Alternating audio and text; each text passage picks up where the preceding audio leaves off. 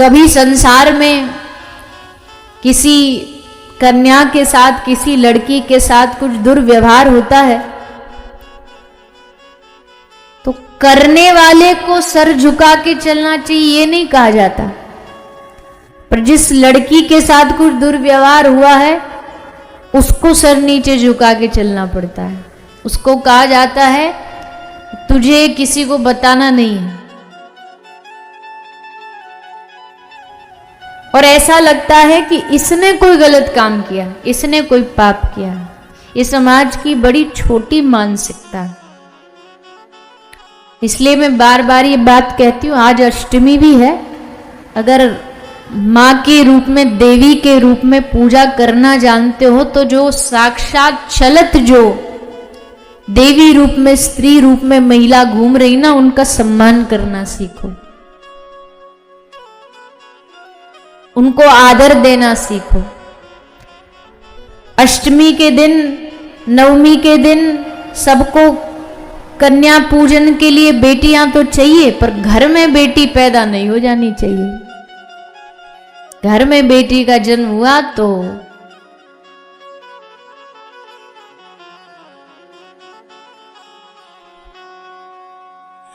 विनोद में कहते ऐसे लगता घर में छोरी नहीं, घर में चोरी हो गई हो, ऐसा माहौल बन जाता है।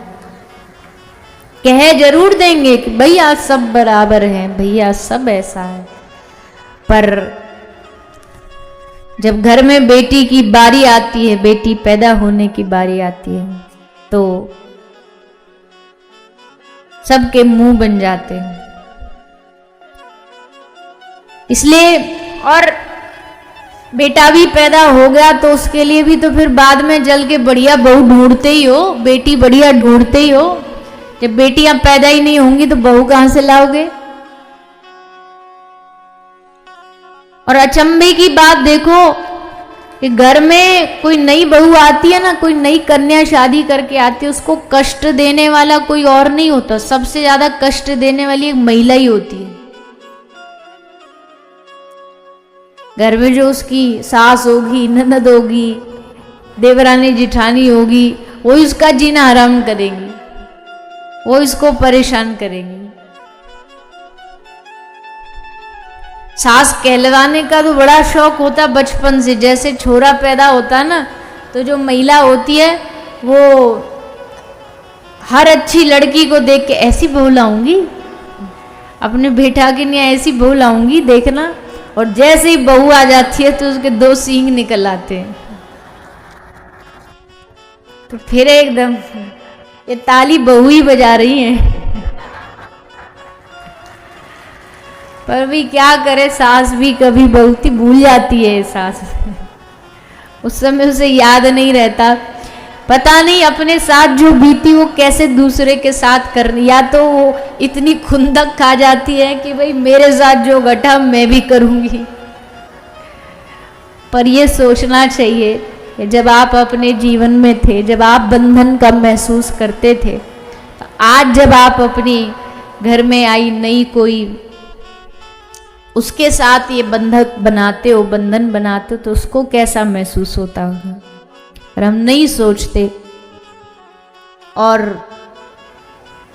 यही कारण है कि घर में बेटी होती है, कन्या होती है, तो सब बड़े चिंतित हो जाते हैं, क्योंकि आगे भी नहीं पता, पढ़ लिख करने के बाद भी आगे उसके भविष्य में, उसके आगे आने वाला जीवन कैसा लिखा होगा, उसकी बड़ी चिंता रहती है, कैसा इसके साथ व्यवहार होगा। पर जैसा व्यवहार आप, अब देखो बात बड़ी विचित्र है, पहले मैं बहुत बोला करती थी कि किसी ने पूछा तुम्हारी बेटी, तुम्हारी बहू आई है, घर में नई बहू आई है, कैसी है, कैसा चल रहा है? बोले पूछो मत, एकदम आलसन है, सुबह 8 बजे जगती है, सारा चाय भी चाहिए तो बेटे को कह देती है चाय बना के लाओ जी, वो चाय लाता है, फिर कहती है आज मेरा खाना बनाने का मन नहीं कर रहा, मैं तो बाहर जाऊंगी खाने के लिए, फिर वो छोरा लेके जाता है इसको बाहर खिलाने के लिए। घर का कोई काम धंधा नहीं करती, अच्छा अच्छा, आपकी बेटी की भी तो शादी हुई थी अभी, वो कैसी है? बोले वो तो एकदम राजमहल में रहती, रानी बना के रखते हैं घर वाले, कोई काम नहीं करने देते, कोई प्रेशर नहीं, सुबह आराम से जगती है और दामाद जी इतने अच्छे चाय बना के लाते हैं, उसको चाय पिलाते हैं, और जब पूरे दिन काम करती करती थक जाती है तो बोलते हैं अब तू थक गई होगी, अब क्या खाना बनाना, चल आज बाहर खा के आते। तो रिश्ता वही सोच नहीं, घटनाक्रम बड़ा उलट पुलट हो जाता है। तो घर में कोई पुत्री, घर में कोई कन्या किसी पर बोझ नहीं होती। और इस संसार में हमेशा एक बात याद रखनी चाहिए, इस दुनिया में जो जीव जन्म लेता अपना भाग्य साथ लेके आता है, अपना भविष्य साथ लेके आया है, अपना विधान साथ लेके आया, कहाँ जाएगा क्या करेगा सब उसके जीवन में भगवान अपने आप स्वयं करेंगे। तो इसलिए लोग कहते हैं कृष्ण चीर चुरा करके स्त्रियों का अपमान करते हैं, पर लोग ये भूल जाते हैं कि वही कृष्ण है जब 16,000 रानियां कन्या, जब इनका कोई अपना नहीं था तो उस समय कृष्ण ने इनको अपना बनाया, कृष्ण ने इनको अपनाया, इनको आदर दिया, इनको सम्मान दिया, इनको मान दिया। तो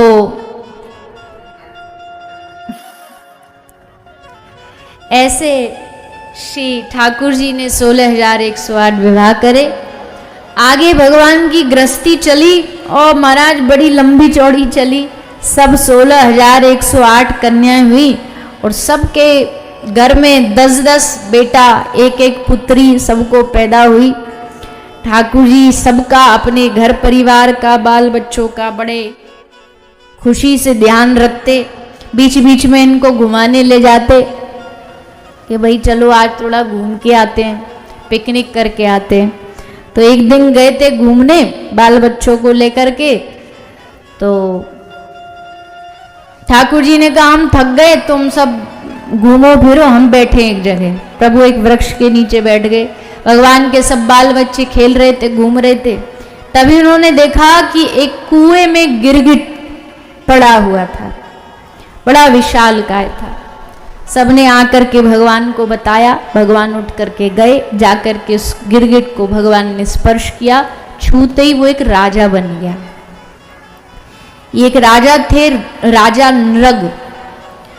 नृग राजा की कथा आती है कि बहुत बड़े दानी थे, बहुत बड़े गौभक्त थे, इन्होंने बहुत सारी गौ दान करी, पर एक बार इनसे गलती से ब्राह्मण अपराध हो गया।